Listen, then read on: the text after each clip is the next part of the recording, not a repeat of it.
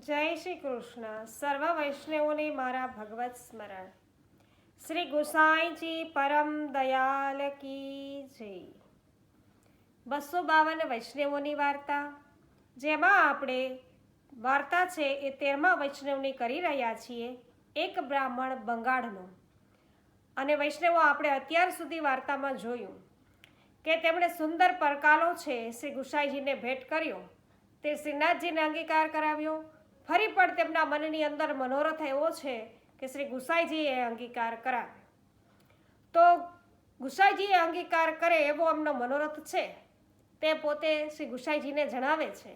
પણ આ વખત પણ તેઓ કહે છે કે ઉત્તમ વસ્તુના ભોગતા તો શ્રી આપ ઠાકોરજી છે, માટે તેઓ નવનીત પ્રિયજી માટે છે તેમાંથી વાગા છે એ સિદ્ધ કરાવે છે.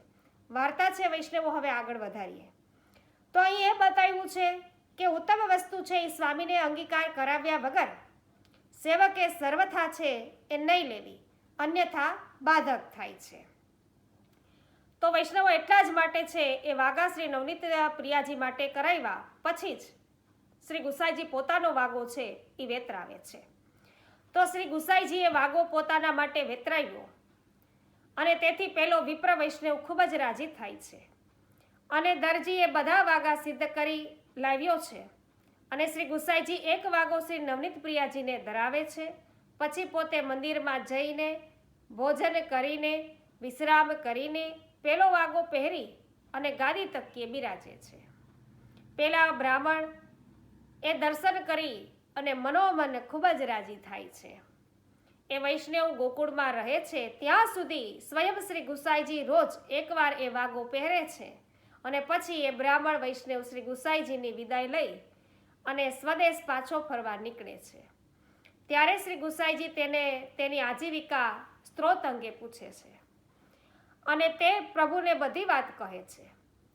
તેથી તેની દશા જોઈ અને શ્રી ગુસાઈજી ખૂબ જ છે પ્રસન્ન થાય છે. પછી તે રાજા આપનું નામ ભગવદેચ્છા પૂરકાય નમઃ સાંભળ્યું છે, જેનો આપે અનુભવ મને કરાવ્યો છે કે મારી ઈચ્છા તમે પૂર્ણ કરી એમ. તેથી આપનું નામ મને યથાર્થ લાગે છે. હવે જો આપ આજ્ઞા કરો તો હું ઘરે જાઉં, એમ તેમને સવિનય કહે છે.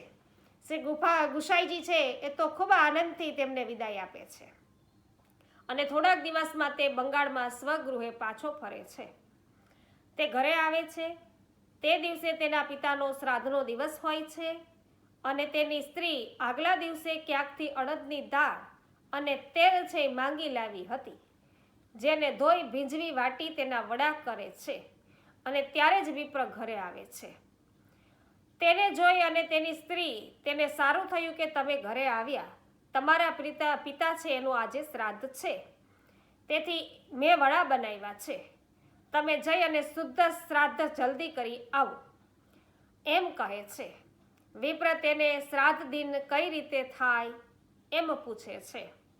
પેલી સ્ત્રી તેને કહે છે કે રસોઈ સિદ્ધ તૈયાર થઈ ગઈ છે, આમ કહે છે. તો વિપ્ર ભક્ત ઈચ્છા પૂરકાય નમઃ એ શ્રી ગુસાઈજીનું નામ સાંભળ્યું હતું, એનો અર્થ ભક્તની ઈચ્છા પૂરી કરનારને નમસ્કાર એવો થાય છે. અહીં શ્રી ગુસાઈજી વિપ્ર તેના તાકામાંથી વાગો કરાવીને પહેરવાની ઈચ્છા એણે પૂરી કરી છે. તેથી તેને તેમનું નામ શ્રી ગુસાઈજીનું નામ છે યથાર્થ જણાય છે અને તેને તેમનામાં એટલે કે શ્રી ગુસાઈજીનામાં નામ પ્રમાણે ગુણ હોવાનું જણાય છે. વળી તે જ દિવસે તે ઘરે પાછો આવે છે અને એ દિવસે તેના પિતાનું શ્રાદ્ધ હોય છે. તેની અનુપસ્થિતિમાં તેની સ્ત્રી સાધની પૂર્વ તૈયારી છે પણ કરી રાખે છે. તો વડા છે એ બનાવે છે. અહીં તે તેના જે પત્ની ધર્મ છે એ બરાબર બજાવે છે એમ દર્શાવવામાં આવ્યું છે. તો તેનો પતિ છે એ શ્રાદ્ધના દિવસે આવશે એની ખબર એને નહોતી અને એટલે અહીં તેનો શ્રાદ્ધની તૈયારી અગાઉથી તે કરી રાખે છે. જે બાબત તેઓ શ્વશુર પ્રત્યેનો આદર, પૂર્વજો પ્રત્યેની ફરજ, તેઓનું ઋણ અદા કરવાની તેમની ભાવના એ અહીંયા જણાઈ આવે છે. પછી તે વિપ્ર સ્નાન કરીને શ્રીનાથજીને ભોગ ધરે છે. વડા થયા હતા, આથી બ્રાહ્મણ ઘરમાં કોઈ મીઠાઈ છે કે કેમ એમ તેને પૂછે છે. તેના જવાબમાં તેની સ્ત્રી થોડોક ગોળ છે એ હોવાનું કહી અને લાવી આપે છે. બ્રાહ્મણ ખૂબ આનંદથી પ્રેમયુક્ત થઈ અને શ્રીનાથજીનું ધ્યાન ધરે છે. જે વાઘા સ્વરૂપના દર્શન કર્યા હતા તે જ સ્વરૂપને પોતાના હૃદયમાં તેઓ આણીને, મહારાજ, આણે તો આ સામગ્રી લૌકિક બુદ્ધિથી કરી છે, પણ હવે આપ આ સામગ્રીને અંગીકાર કરો એવી વિનંતી કરે છે. પછી એ વડાને ગોળ ખૂબ ભક્તિભાવથી પ્રભુ સમક્ષ તે ભોગ સમર્પે છે. ત્યારે શ્રીનાથજી અહીં ગિરિરાજ પરથી ત્યાં બંગાળમાં એ વિપ્રના ઘેર પધારીને વડા અને ગોળ તેનો પ્રેમ જોઈને આરોગે છે. તો તેની સ્ત્રી છે એ લૌકિક બુદ્ધિથી સામગ્રી તૈયાર કરે છે, જેને અંગીકાર કરવાની વિનંતી વિપ્ર આ સ્વરૂપને કરે છે. તો તેમનો પ્રેમ જોઈ અને ભોગ છે પ્રભુ આરોગે છે. અહીં ભગવાન છે એ તો પ્રેમભાવ અને ભાવના ભૂખ્યા છે એમ દર્શાવવામાં આવ્યું છે. તો આ વાર્તામાં એક સંદેહ એ થાય છે કે વિપ્રે શ્રાદ્ધની સામગ્રી શ્રીનાથજીને કેમ ધરી? આચાર્યની માર્ગની એ વિરુદ્ધ છે અને શ્રીનાથજી એ સામગ્રી કેમ આરોગે છે? તો કહે છે કે આ સામગ્રી તો બ્રાહ્મણીએ શ્રાદ્ધ માટે તૈયાર કરી હતી, પણ બ્રાહ્મણના મનમાં શ્રાદ્ધનો સંકલ્પ છે કે નહીં, અને તે દિવસે ઘરમાં કશું હતું પણ નહીં. તેથી બ્રાહ્મણે શુદ્ધ ભાવનાથી આ સામગ્રી શ્રીનાથજીને ધરી. તેથી શ્રીનાથજી તે બ્રાહ્મણને વિનંતી છે એ સ્વીકારી અને તેથી તેનો શુદ્ધ પ્રેમ જોઈ અને પ્રસન્નતાથી તે આરોગે છે. કેમ કે શ્રીનાથજીનું નામ ભક્ત મનોરથ પૂરક છે. તેથી જે કોઈ ભક્તિભાવે શ્રીનાથજીને કંઈ ધરે છે તે પ્રભુ અવશ્ય આરોગે છે. એ સિદ્ધાંત થયો. જ્યારે શ્રીનાથજી તેના ઘરેથી પધારે છે ત્યારે જ તે બ્રાહ્મણે જોયું, જાણ્યું અને ઘરેથી આરોગીને શ્રીનાથજી પોતાના મંદિરમાં પધાર્યા. ત્યારે એ વિપ્રને કહે છે કે હવે હું તારા વડા અને ગોળ આરોગીને જાઉં છું. આથી તે ખૂબ રાજી થઈ અને તેના ઘરે શ્રીનાથજી પધારીને શ્રી ગુસાઈજીની આડીથી વડા અને ગોળ આરોગી અને પોતાનો જન્મ છે એ સફળ થયો હોવાનો અને પોતે નસીબદાર હોવાનું માનવા લાગે છે. તો શ્રીનાથજી આ બ્રાહ્મણ વૈષ્ણવના ઘરે પધારે છે ત્યારે પર્વત પર મંદિરમાં શ્રી ગુસાઈજીએ શ્રીનાથજીને રાજભોગ સમર્પ્યો હોય છે. શ્રીનાથજી તો બ્રાહ્મણને ત્યાં પધારે છે. શ્રી ગુસાઈજી એ વાત જાણે નહીં, એટલે સમય થયો ત્યારે શ્રી ગુસાઈજી રાજભોગ સરાવી આરતી કરીને અનુસર કરે છે. પછી પર્વત પરથી નીચે પધારી ભોજન કરી વિશ્રામ કરે છે, પણ તેમને નીંદ આવતી નથી.